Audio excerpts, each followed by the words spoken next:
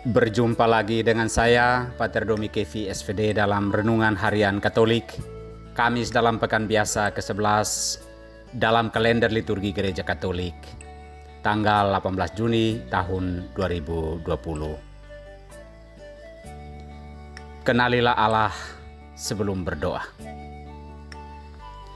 Saudara-saudariku yang terkasih, doa yang benar adalah doa yang didahului oleh pengenalan akan Allah.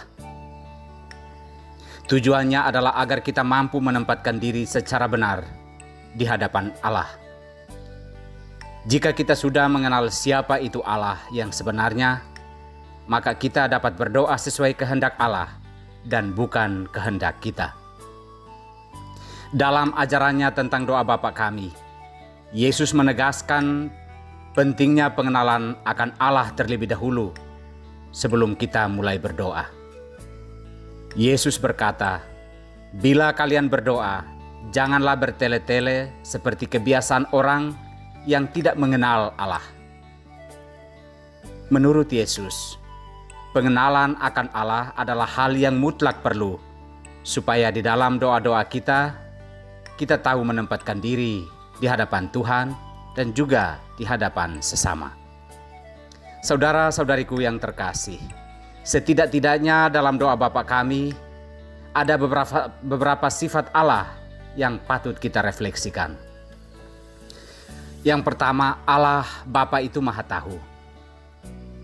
Maka doa yang kita sampaikan sudah harus dalam konsep ini, sehingga kita tidak terkesan menggurui Allah seolah-olah Ia tidak tahu apa-apa tentang siapa diri kita dan apa kebutuhan kita.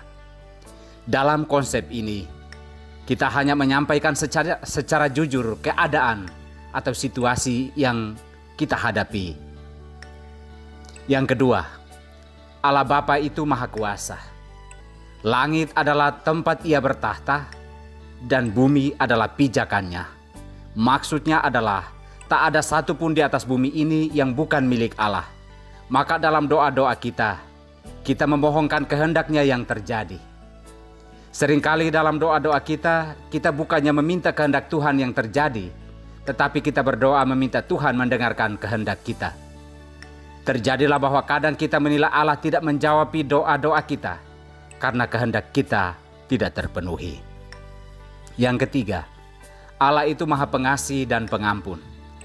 Allah itu Maha Pengasih dan Pengampun. Ia bukan hanya peduli soal jiwa kita, tetapi juga keselamatan badan kita. Memohon rejeki yang secukupnya adalah gambaran bahwa Allah terlibat dalam pemeliharaan kelangsungan hidup kita di dunia ini. Selain peduli soal kelangsungan hidup kita, yakni badan kita, Allah juga Maha Pengampun. Maka dalam doa-doa kita juga memohonkan belas kasihan Allah atas segala dosa dan kelemahan kita. Saudara-saudari yang terkasih, mengenal Allah itu penting.